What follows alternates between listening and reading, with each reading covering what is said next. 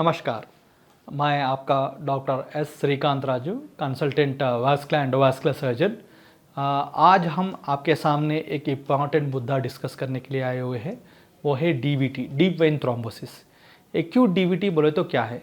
हमारे शरीर में दो तरह के नसें रहते हैं। एक दिल से पैर को आने वाले नसें, वो अच्छा खून दिल से ले आके पैर को देने के बाद जो गंदा खून बनता है फिर वापस दूसरे नसों से ऊपर जाता है।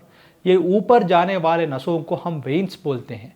उसमें सुपरफिशियल वेन्स में प्रॉब्लम है तो उसको हम वैरिकोज वेन्स बोलते हैं। अगर वो डीप वेन्स में खून गड्ढा होके वहाँ पे जम गया बोले तो उसको हम डीवीटी कहते हैं। ये डीवीटी आने के बाद इंसान को क्या सिम्टम्स हो सकते हैं बोले तो उनको पैर स्वेलिंग होता है, फुट से लेके थाई तक स्वेलिंग हो सकता है। स्वेलिंग की वजह से उनको डिस्कम्फर्ट होता है, पेन होता है। और कुछ लोगों में क्या है कि जब वो खून गट्टा होके वो वहाँ से ऊपर जाके सांसों के नसों में अगर वो खून गट्टा होने वाला जो पदार्थ रहता है वहाँ चुभ गया तो इंसान को सांस लेने में प्रॉब्लम होता है और सांस लेने में प्रॉब्लम होके उनको आईसीयू में भी एडमिट होना पड़ता है। और फिलहाल इस प्रॉब्लम में जब आता है इंसान को आने का कारण बहुत सारे चीज़ रहते हैं। इसको हम 2 कैटेगरीज में डिवाइड करते हैं। उसको प्रोवोक्ड फैक्टर्स कहते हैं, अनप्रोवोक्ड फैक्टर्स कहते हैं। प्रोवोक्ड फैक्टर्स बोले तो एक नॉर्मल इंसान को भी ये खून गट्टा हो सकता है जब वो ज़्यादा एक ही जगह पे बैठ के लंबे सफ़र करता है या बहुत दिनों तक उनको बेड के ऊपर लेट के रहना पड़ता है, जैसे कि एक मेजर ऑपरेशंस के बाद, जैसा हिप सर्जरीज या नी सर्जरीज, सिजेरियन सेक्शन के बाद या कुछ गायनिक सर्जरीज के बाद, या कुछ पेशेंट्स को अगर स्ट्रोक होके लंबे समय उनको बेड के ऊपर ही रहना पड़ा। ऐसा लोगों में नॉर्मली भी यूजुअली खून गट्टा हो सकता है।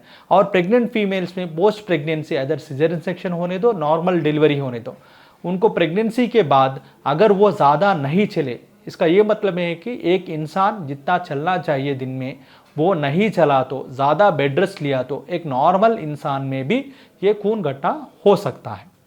और इसके अलावा कुछ पेशेंट्स में जो कैंसर पेशेंट्स रहते हैं, कैंसर कारक चीज़ों की वजह से भी ये खून गट्टा हो सकता है, या कैंसरस ग्रोथ जाके वो मेन नसें जो ऊपर जाने वाले नसों के ऊपर उन्होंने प्रेशर डाला तो भी ये खून गट्टा हो सकता है।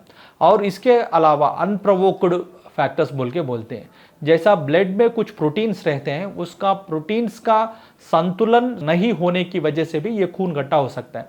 जैसा protein C, protein S deficiency, factor 5 Leiden mutation, antiphospholipid antibody syndrome या हाइपर होमोसिस्टीनिमिया, ऐसा बहुत सारे ब्लड डिसऑर्डर्स रहते हैं जिसकी वजह से पेशेंट को ये चीज़ें हो सकते हैं। ये सब मिला के यूजुअली पेशेंट को ये प्रॉब्लम हो सकता है। ये होने के बाद जब पेशेंट हमारे पास आता है, पहले हम वीनस डॉपलर टेस्ट करवाते हैं।